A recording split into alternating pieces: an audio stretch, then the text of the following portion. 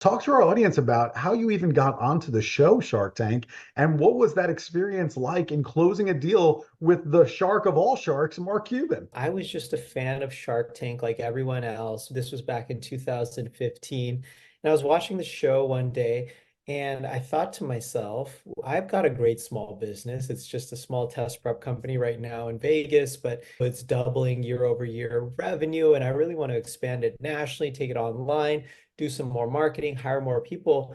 It would be perfect for this show. I could get some investment to help me scale the company, do a strategic partnership with one of the sharks. And so I saw that they were doing auditions actually in New York City. And I was at Yale at the time. So I was in New Haven, Connecticut. So not too far. Took the 2 hour Metro North train down. And I was one of the last people in line to do an audition for Shark Tank.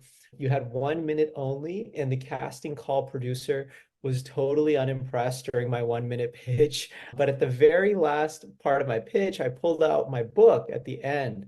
And he couldn't believe that my face was on this SAT prep book, that it had sold 50,000 copies. He was just so impressed with just being an author. He asked me if he could have the book for his nephew. I said, of course. They ended up calling me back 2 weeks later and flying me out to LA to be on the show.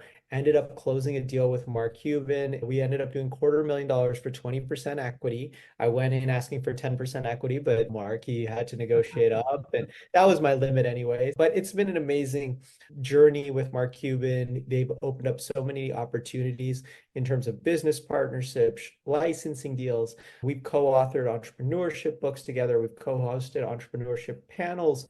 We've co-invested in other education companies. So it's really been a dream come true working with Mark Cuban and his team.